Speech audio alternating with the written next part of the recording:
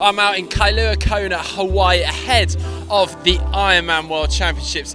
And this event is not only the pinnacle of the Ironman calendar for the athletes, but also for a number of brands. We see a lot of new products being released here and a lot of exciting tech. So if tech is your kind of thing, stay tuned for this video.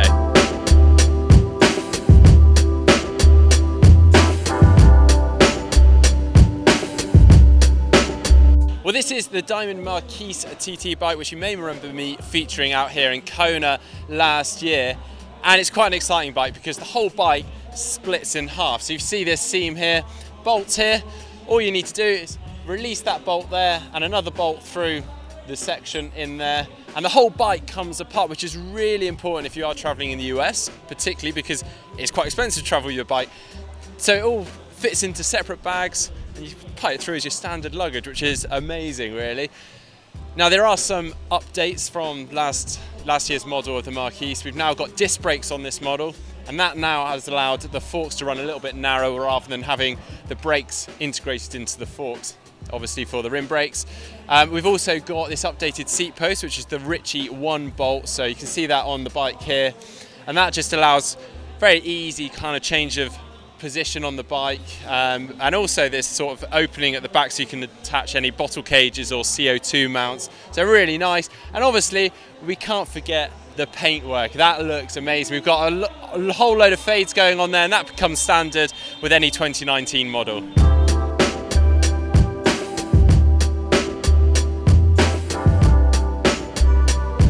Well, this is the bike that a lot of people have been discussing lately, the Sipo Shadow.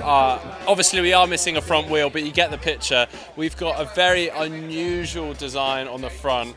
Not even talking about the beam frame here, we're talking about the front end. That is really glaringly obvious. And it's got this kind of, it comes down off the stem and from the headset area, and we've got this arch around the wheel. The idea being that you're then blocking the wind coming into that front of the bike, so the whole of the front of the bike is essentially hidden, which they claim to be more aerodynamic.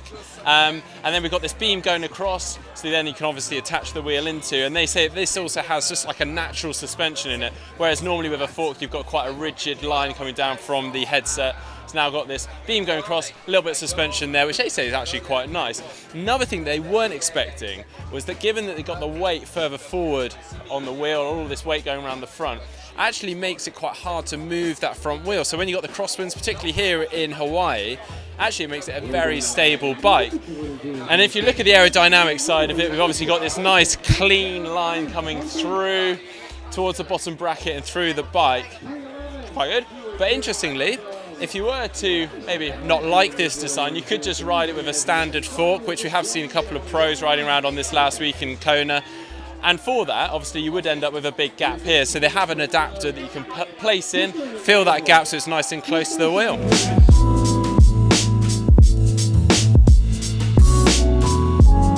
Okay, my first experience of a smart bed. Yeah, come on down.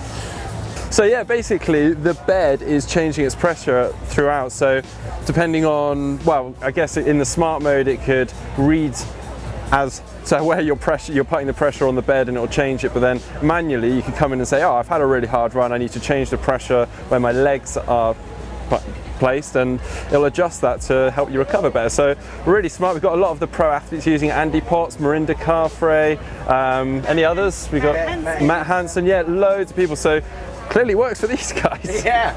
Over the last few years, we have seen an emergence of smart glasses, and right here, I've got the Solos smart glasses. Let's pop these on a second. Okay, so I've got a heads-up display coming out from my right-hand lens. You can see this arm coming out here, and on that, I have got everything I need to know, really. My elevation, my heart rate, my speed, my power. It's giving me all sorts of flicking through screens, and I believe I can do that also with the controls on the side here. Obviously right now it's picking up someone else's ANT plus sensors, so I've got 145 BPM, someone in there obviously has a heart rate sensor on. It can all link up to your phone, so you can play music through it. I've got little speakers coming out of the arms, which only I can hear, so I am rocking out to some Shania Twain right now. I've got to say, I was a little bit skeptical about these heads-up displays. I felt like it might block my field of view, but actually I can see perfectly fine past that. I do feel like maybe it's something you just get used to over time anyway, and probably wouldn't even notice this arm coming out. Currently, these come in at $499.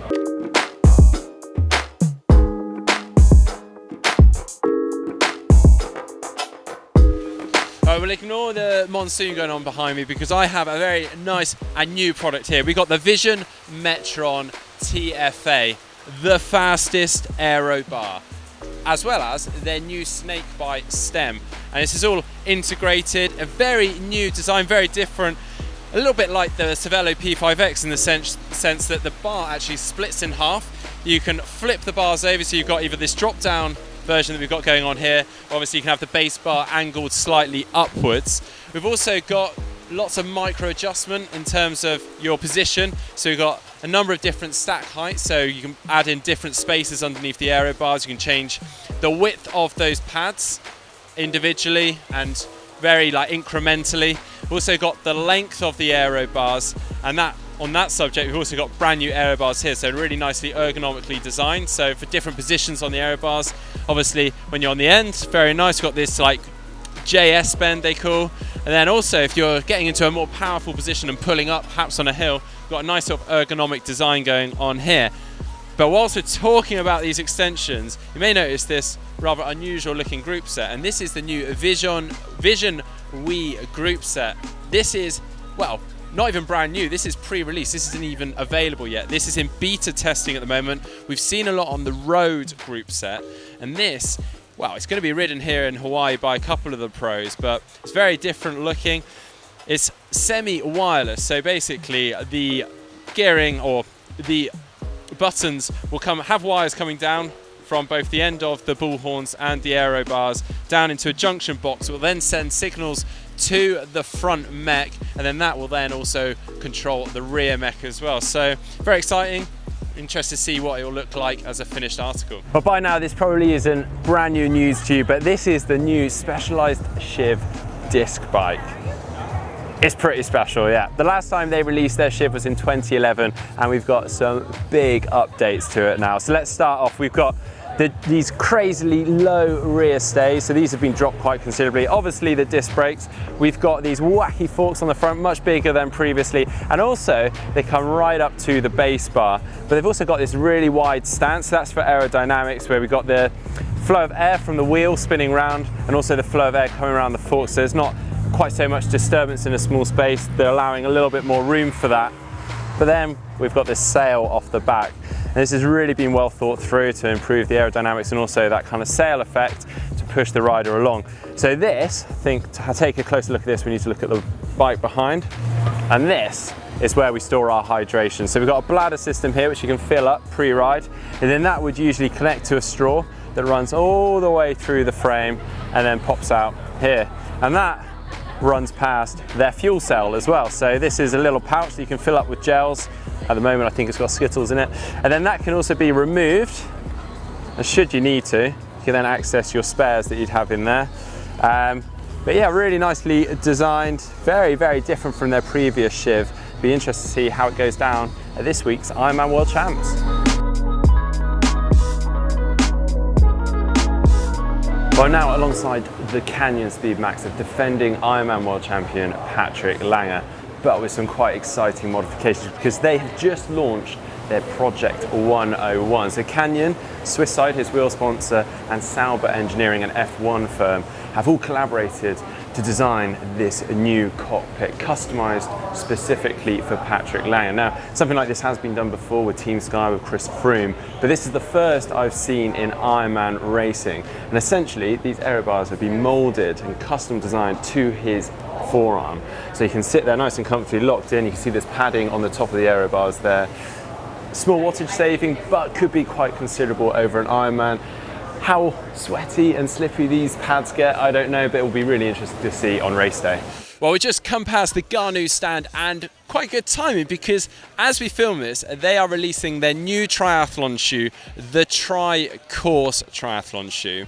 And it does feature, as with their previous shoe, one strap across the top for triathlon. We've got the BOA lacing, but some updates. We've got what they call X Comfort technology in this. So they've already won an award for this, a Global Cycling Award, and that is this part on the ball of the foot around here and on the outside here, and that essentially is flexible. So depending on the size of your foot and the width of your foot, it allows a little bit more flexibility and give, so yeah, more comfortable. It's also got an updated upper, so this one is actually UV reflective, so it prevents the foot from warming up. Very important when you're out here in Hawaii, not on a day like today because it's raining, but yeah, nice updates, very smart. Right, in the lead up to the Ironman World Championships this week, Ventum have just released their new road bike, the NS1. Now this comes in a few different options. We've got just the frame set at $5,000. Then with the Ultegra group set, it's $7,000. And then with all the bells and whistles, the Di2 Dura Ace group set, the Pioneer power meter, the Enve wheels, and fully spec'd out with ceramic speed, $12,000. And we have a couple more options on the front end. We have the fully integrated stem handlebar aero cockpit. We also have a slightly more adjustable cockpit where the stem and the handlebar can be changed and moved, and that still has the cables routing fully through. It can ride with up to 32mm tyres. Currently it's got 25mm in there, but there's obviously quite a big clearance there in both the forks and the rear stays. But a really exciting product and very, very nice looking. Okay, we have another new release from Rudy Project for Kona week. Now Rudy Project have topped the helmet Kona count for a number of years now, and I feel like they might be trying to do that again because this is their new Volantis Road helmet. Now, this sits alongside their Boost Aero helmet, but this, being their road helmet, has slightly more ventilation, which is ideal for Hawaii, given how hot it is. You want a little bit more ventilation going through the helmet to keep your head cool. It does also allow you to feature their flip-up visor design, so the idea being that you can have the visor flipped out, pop it on easily through transition, then when you're on the go, flip that visor down and get on with the work. Finally, this is a size large and it weighs in at 300 grams. But now with the brand new Cervelo S5, and this has really shook things up a little bit with its front end because it's fully integrated. We've got this kind of like almost V cockpit we got going on. The idea is that we've got the handlebar into the stem fully integrated, but you can actually adjust it. So we've got some shims that can go in here, so we can go from sort of a race setup to a more relaxed training setup. So there's a 5mm shim that can go in there. You can also change the stack height here, so we've got a 30mm adjustment. But chatting to the Cervelo guys, they do actually ship it out with enough cabling in there so that any retailer can grab the bike, add those spacers in and move it up, so they're not having to change cabling as they go. All of this has been aero tested with a rider on, and interestingly they found that by having this opening at the front on the stem, the air flowing through, it's more aero in terms of its interaction with the athlete's legs as they're moving. We've also, where we've got disc brakes on this, it's allowed some slightly different configurations of the frame shape, particularly around the rear seat tube. But yeah, beautiful bike, really love it. Right, I've come by the Enve stand and I have something quite exciting here for you because this is Enve's first disc wheel. Very exciting. Now Enve have for a long time stood by the fact that they believe their open spoke wheels are faster than disc wheels. And they have a point because just chatting to their mechanics, their technicians, and they were saying that a lot of wheels are tested at 50 kilometers an hour, 30 miles per hour, which is far beyond the speeds that most of us are riding at. So they felt that their open spoke wheels were better suited to, I guess, the mass market. But there is obviously a cooling for those wheels for those speeds, 30 miles per hour, 50 kilometers per hour, where something like a disc wheel does come in. For some athletes this could be a faster wheel, particularly for those flatter courses, maybe you're doing your 10-mile time trials. So it's been really interesting talking to them. They're actually saying that they're even taking into account people's calf shape and how their legs are changing the airflow as it hits the wheel. Really, really interesting. Now these are actually going to be available in both a clincher and a disc brake option. Now both will come in at 1225 grams and they are available actually this week, and they'll be clincher, tubeless ready. All right, I'm very excited to try one of these out.